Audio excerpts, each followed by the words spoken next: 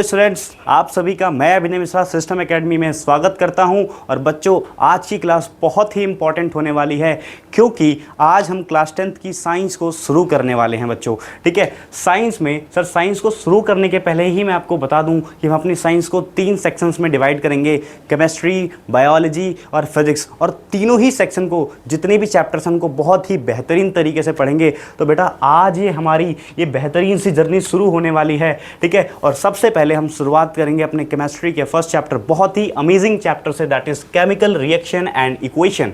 ठीक है, ये जो चैप्टर है बेटा बहुत ही मजेदार चैप्टर है और बहुत सारी नई चीजें आपके सामने लेकर आने वाला है चैप्टर। ठीक है, अगर आपको ये समझना है बच्चों, अगर आपको केमिकल रिएक्शन के बारे में समझना है तो सबसे पहले इनका थोड़ा सा हमें पास्ट में समझना पड़ेगा भाई, कि पास्ट में इनका क्या कनेक्शन है। हमने प्रीवियस क्लासेस में इनके बारे में कुछ पढ़ा है, बट हमें सर अभी पता नहीं, क्योंकि थोड़ा सा नाम में सबको चेंज देखने को मिल रहा होगा। यहाँ केमिकल रिएक्शन था, आपने पहले केमिकल चेंज पढ़ा होगा। अच्छा, केमिकल चेंज नहीं पढ़ा होगा तो सर आपने फिजिकल चेंज जरूर पढ़ा होगा। ठीक है, फिजिकल चेंज में क्या पढ़ा होगा सर? फिजिकल चेंज क्या होता है? जब किसी सब्सटेंस में, ठीक है, चेंज करते हैं, किस में चेंज करते हैं सर? उसके स्टेट में चेंज करते हैं। ठीक है, यानी जब किसी सब्सटेंस में चेंज होता है उसके स्टेट में, उसके फॉर्म में, लेकिन उनकी प्रॉपर्टीज में कोई चेंज नहीं आता है, मतलब कोई नया सब्सटेंस फॉर्म नहीं होगा। ठीक है, तो ऐसे चेंज को हम क्या बोलते हैं बच्चों?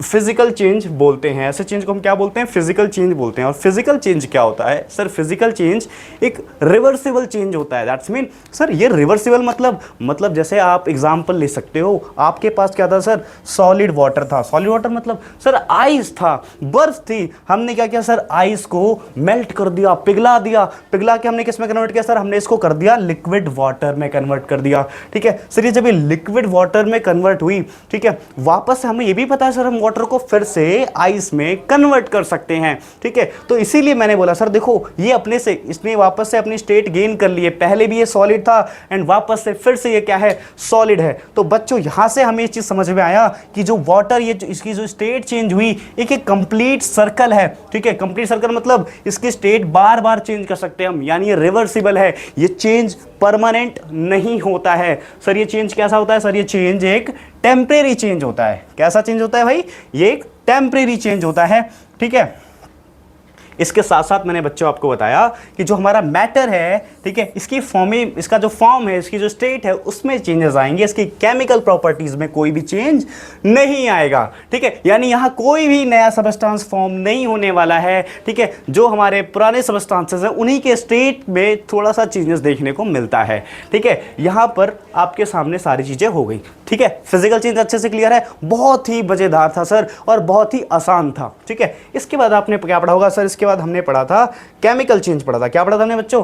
हमने पढ़ा था केमिकल चेंज। केमिकल चेंज बड़ी ही आसान सी चीज है। ठीक है, केमिकल चेंज में क्या होगा सर? केमिकल चेंज में बहुत सारे चेंजेस देखने को मिलेंगे।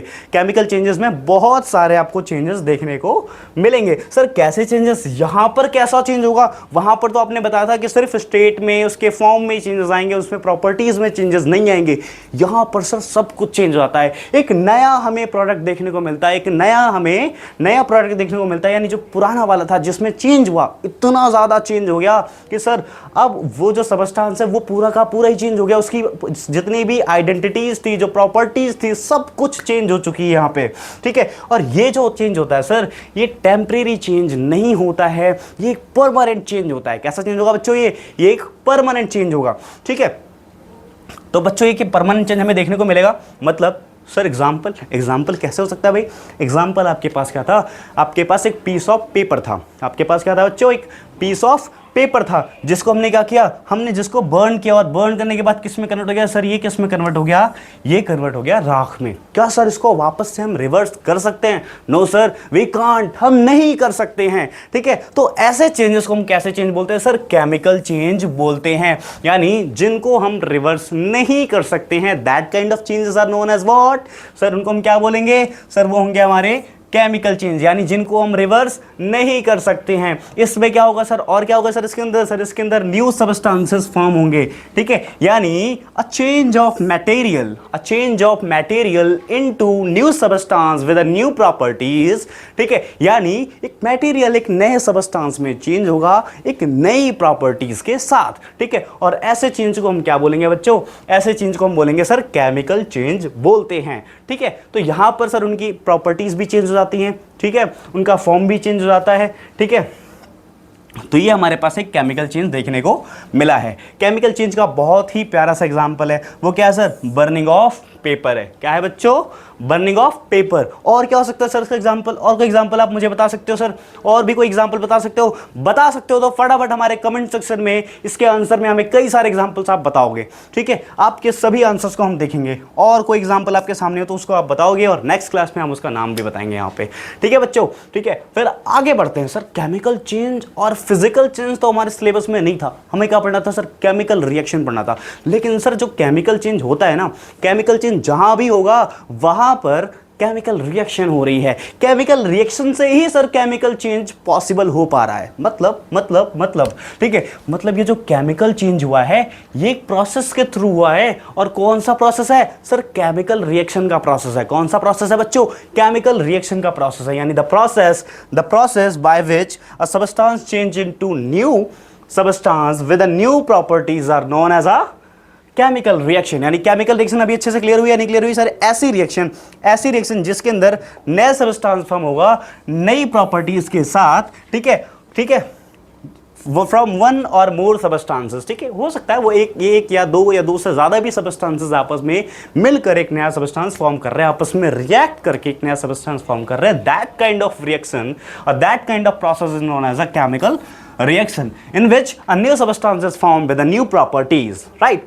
ठीक है। एग्जाम्पल में भी आपने देखा सब, burning of paper, rusting of iron, ये सारी की सारी चीजें किसके अंदर आती हैं सर, केमिकल रिएक्शंस के अंदर आती हैं। तो केमिकल रिएक्शन में कोई डाउट है, बहुत अच्छे, ठीक है, नहीं डाउट है, चलिए आगे बढ़ते हैं फटाफट। तो सर केमिकल रिएक्शन हम अच्छे से क्लियर हो गया। अब ये जो केमिकल रिएक्शन है हम किसी को कैसे रिप्रेजेंट करके बताएंगे sir, how can be represent the chemical reactions to एनीअस, ठीक है, टू एनीवन, हम किसी को कैसे बताएंगे भाई कि ये केमिकल रिएक्शन क्या होती है, कैसे हुई है, कहां पर कौन सी रिएक्शन किस तरीके से हुई है, किसने किसके साथ रिएक्शन करके, किसने किसके साथ कंबाइन होके एक कौन सा नया सब्सटेंस फॉर्म किया है। तो सर हम क्या करेंगे सर, हम करेंगे इसको रिप्रेजेंट करने का हमारे पास एक अलग यूनिक वे होता है, ठीक है, we having a different and unique way of representation which is known as what, chemical equation, जिसको हम क्या बोलते हैं बच्चों, केमिकल इक्वेशन बोलते हैं। केमिकल इक्वेशन क्या होती है बच्चों, chemical equation is a way to represent a chemical reaction, it is a way to represent a chemical equation is known as a chemical equation. इसको हम क्या बोलते हैं बच्चों, केमिकल इक्वेशन, यानी एक तरीका है, एक वे है, ठीक है, it is a way to represent a chemical reaction, ठीक है, केमिकल रिएक्शन को रिप्रेजेंट करने का एक तरीका है, ठीक है। सो केमिकल इक्वेशन बहुत ईजी चीज होती है, क्या हो जाती है sir, it is a way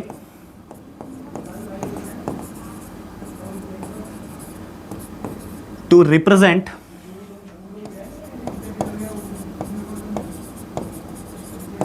represent the chemical reaction,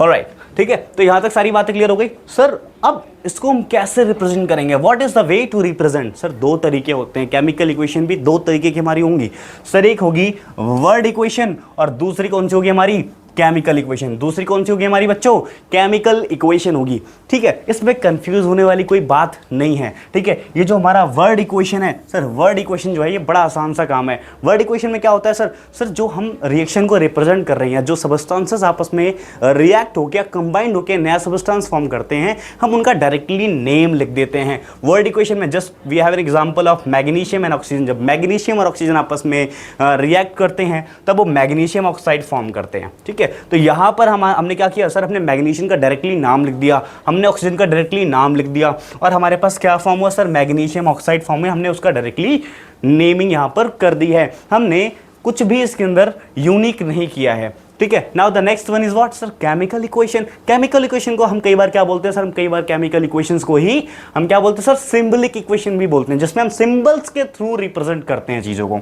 जो हमारी केमिकल रिएक्शन है उस केमिकल रिएक्शन को हम किसके थ्रू रिप्रेजेंट करेंगे sir, sir we represent it through the symbols of an element और अ मैटर। ठीक है, तो हम एलिमेंट्स के सिंबल्स के थ्रू केमिकल रिएक्शन को रिप्रेजेंट करेंगे। जैसे अभी मैंने बोला ना, मैग्नीशियम जब ऑक्सीजन के साथ रिएक्ट करती है तो क्या बनाएगी सर, मैग्नीशियम ऑक्साइड बनाएगी। क्या बनाएगी बच्चों, मैग्नीशियम ऑक्साइड बनाएगी। ठीक है, तो ये जो हमारे पास मैग्नीशियम था, क्या था हमारे पास सर, ये जो मैग्नीशियम था जब ये ऑक्सीजन के साथ रिएक्ट करेगा तो क्या बनाएगा सर, मैग्नीशियम ऑक्साइड बनाएगा। क्या बनाएगा सर, मैग्नीशियम ऑक्साइड बनाएगा। क्या बनाएगा बच्चों, मैग्नीशियम ऑक्साइड बनाएगा। अब देखो हमने कहा क्या सर, मैग्नीशियम को हमने Mg से रिप्रेजेंट कर दिया।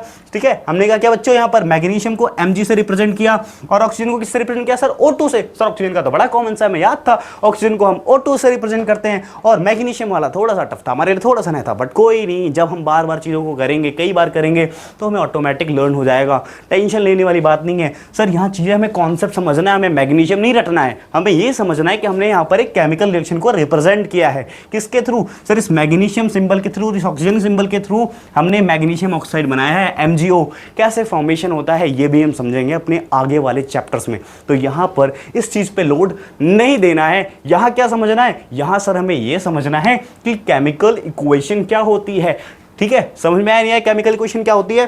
ठीक है, ओके, ठीक है, फिर आगे बढ़ते हैं फटाफट बच्चों। ठीक है, तो अब आगे की क्लास हम आपको, ठीक है, अपने नेक्स्ट क्लास में देंगे बच्चे। ठीक है, नेक्स्ट क्लास में फिर से आपसे मिलते हैं, बैलेंसिंग ऑफ केमिकल इक्वेशन। ठीक है, जो केमिकल इक्वेशन यानी हमने कितने अमाउंट को रिएक्ट कराया और कितना अमाउंट हमें मिला है, ठीक है, वो हम कैसे देखेंगे सर, हम वो चेक करेंगे कि बैलेंसिंग इक्वेशन क्या है, कौन सी इक्वेशन बैलेंस्ड है, कौन सी इक्वेशन अनबैलेंस्ड है, जो अनबैलेंस्ड उनको कैसे बैलेंस करेंगे, ये सारी चीजें हम नेक्स्ट क्लास में सीखेंगे। तो तब तक बच्चों पढ़ते रहो और जुड़े रहो हमारे श्रेष्ठतम एकेडमी के साथ। अगर आपको वीडियो अच्छी लगी है तो लाइक शेयर सब्सक्राइब करना ना भूलें। बहुत बहुत धन्यवाद।